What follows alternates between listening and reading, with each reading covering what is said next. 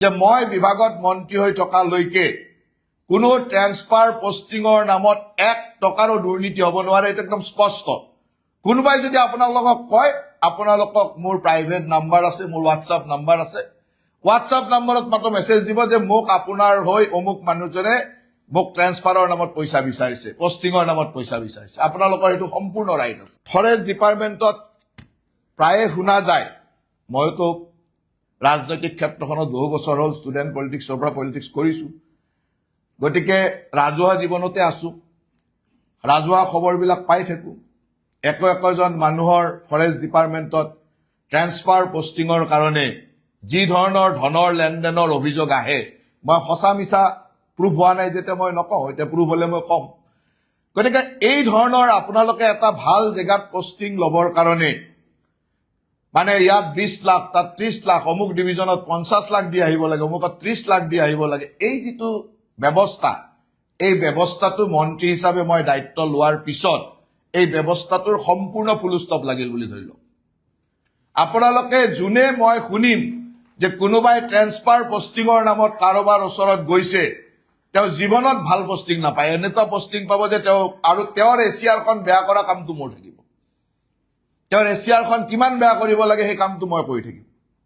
গতিকে আজিৰ পৰা এটা কথা ক্লিয়াৰ হৈ যাওক, কাৰণ আমাৰ লগতো কিছুমান মানুহ থাকে, সেই মানুহবিলাকক ক'ব ছাৰক মই কৈ দিম, দাদাৰ লগত মোৰ ভাল, আমাৰ সতীৰ্থও থাকিব। কোনো সতীৰ্থ, কোনো মানুহক আপোনালোকে কোনো কাৰণত ট্ৰেন্সফাৰ পোষ্টিঙৰ কাৰণে কতোই লগ নকৰিব। আৰু আপোনালোকৰ তলৰ একেবাৰে ফৰেষ্টাৰজনলৈকে, ফৰেষ্ট গাৰ্ডজনলৈকে এই মেছেজটো দি দিব যে মই বিভাগত মন্ত্ৰী হৈ থকালৈকে কোনো ট্ৰেন্সফাৰ পোষ্টিঙৰ নামত 1 টকাৰো দুৰ্নীতি হ'ব নোৱাৰে, এটা একদম স্পষ্ট। কোনোবাই যদি আপোনালোকক কয় আপোনালোকক মোৰ প্ৰাইভেট নাম্বাৰ আছে, মোৰ হোৱাটছআপ নাম্বাৰ আছে, হোৱাটছআপ নম্বৰত মাত্ৰ মেছেজ দিব যে মোক আপোনাৰ হৈ অমুক মানুহজনে মোক ট্ৰেন্সফাৰৰ নামত পইচা বিচাৰিছে, পোষ্টিঙৰ নামত পইচা বিচাৰিছে। আপোনালোকৰ এইটো সম্পূৰ্ণ ৰাইট আছে। আপোনালোকে একদম ফৰেষ্ট গাৰ্ডজনৰ পৰা ফৰেষ্ট বেটেলিয়নটোলৈকে কৈ দিব যে একদম যে আপোনালোকৰ কৰবাত যদি ফৰেষ্টাৰ লয় একদম বেটেলিয়নটোলৈকে, গাৰ্ডজনলৈকে কৈ দিব যে আমাৰ ডিপাৰ্টমেণ্টত কোনো ধৰণৰ ট্ৰেন্সফাৰ পোষ্টিঙৰ নামত 1 টকাৰো যাতে কতো দুৰ্নীতি নহয়, কাৰণ ফৰেষ্ট ডিপাৰ্টমেণ্টটোৰ প্ৰথম দুৰ্নীতি আৰম্ভ হয় ওপৰৰ পৰা। মাছ যেনেকে মূৰৰ পৰা গেলে তেনেকে প্ৰথম ওপৰৰ পৰাই গেলে। গতিকে আপোনালোকক যদি মই ট্ৰেন্সফাৰ পোষ্টিং বা মোৰ অফিচটোৱে মোৰ বিষয়ে যদি ট্ৰেন্সফাৰ পোষ্টিঙৰ নামত টকা পইচা লোৱা আৰম্ভ কৰে, আপোনালোকেতো সেই টকা পইচাটো উঠাবই নহয় কৰবাত। গতিকে আপোনালোকক প্ৰথম আমাৰ পৰাই গলিব। সেইকাৰণে মই আমাৰ ডিপাৰ্টমেণ্টৰ প্ৰথম দোষটোকে কৈছো যে মোৰ কাৰ্যালয়, কাৰণ ট্ৰেন্সফাৰ পোষ্টিঙৰ অথৰিটি চৰকাৰৰ, চৰকাৰ মানে বিভাগৰ মন্ত্ৰী হিচাপে মই আছো, মুখ্যমন্ত্ৰী ডাঙৰীয়া আছে, গতিকে আমাৰ ওপৰৰ পৰা বা আমাৰ বিষয়া, শীৰ্ষ বিষয়াসকল আছে, চৰকাৰৰ ফালৰ পৰা একেবাৰে স্পষ্ট কোনো বিষয়া কৰ্মচাৰী আমাৰ বিভাগত ট্ৰেন্সফাৰ পোষ্টিঙৰ নামত কোনো ধৰণৰ দুৰ্নীতি যদি কোনোবাই কৰা বুলি শুনো, কোনোবাই আপোনালোকক কয়, লগে লগ জনোৱাটো আপোনালোকৰ কাম যে অমুকে মোক আপোনাৰ কথা কৈ ট্ৰেন্সফাৰ পোষ্টিং দি বুলি কথা কৈ, হফৰ কথা কৈ, PCCF-ৰ কথা কৈ মোৰ পৰা টকা পইচা বিচাৰিছে, ইমিডিয়েটলি মোৰ হোৱাটছআপত মেছেজ আহিব আপোনালোকৰ। মুখ্যমন্ত্ৰী মহোদয়ৰ আশাটো হ'ল যে এই ডিপাৰ্টমেণ্টত য'ত য'ত যি লিকেজ আছে এই লিকেজটো বন্ধ কৰিব লাগে।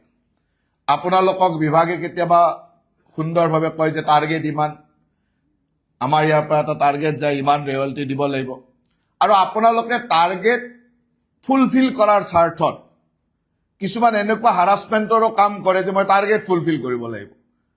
মানুহক কয় যে ওপৰৰ পৰা অৰ্ডাৰ আহিছে, ওপৰৰ পৰা ৰেভিনিউ ইমান লাগিবই, আল্টিমেটলি মানুহে চৰকাৰখনক গালি পাৰে যে ৰেভিনিউ লাগিবই, গতিকে দাণ্ডা মাৰি হলেও পইচা ল'ব লাগিব, মানুহক মানে প্ৰেছাৰ দি হলেও পইচা ল'ব লাগিব। মই সেইটোও আপোনালোকক কৰিব কোৱা নাই। মই কৈছো যে যিখিনি প্ৰাপ্য আমাৰ ৰয়েলটি আমি পাব লাগে সেই ৰয়েলটিটোৱে উঠাব লাগে, কাকো প্ৰেছাৰ দি নহয়, প্ৰাপ্য ৰয়েলটি। আপোনালোকক ইয়াৰ পৰা স্পেচিয়েল চিফ ছেক্ৰেটাৰী বা হফে এটা ডাইৰেকশ্যন দি দিয়ে যে ইমান ৰয়েলটি, এখন লিষ্ট দি দিয়ে যে যোৱা বছৰ ইমান উঠিছে গতিকে এইবাৰ ইমান উঠিব লাগিব। গতিকে আপোনালোকে ধুমধাম মানুহক ধৰি ফাইন টাইন কাটি মিলি ৰয়েলটি উঠোৱাত লাগি যায়, আৰু তলত মানুহক কৈ দিয়ে যে চৰকাৰৰ ওপৰৰ পৰা টাৰ্গেট আহিছে, গতিকে মানুহে চৰকাৰখনক গালি পাৰে।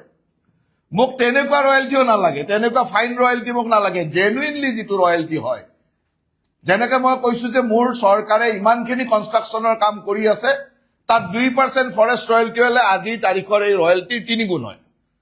মই প্ৰাইভেট চেক্টৰটো বাদেই দিলো। এইটোতো জেনুইন কথা, ইয়াততো কোনো মিছা কথা ক'ব নোৱাৰে। অসমত কিমান ৰোডছৰ কাম চলি আছে, কিমান বিল্ডিঙৰ কাম চলি আছে, কিমান কি কাম চলি আছে, সবটো আমাৰ নখ দৰ্পণত আছে। গতিকে এই কথাবিলাকক আপোনালোকে এতিয়া ঠিক কৰিব লাগিব।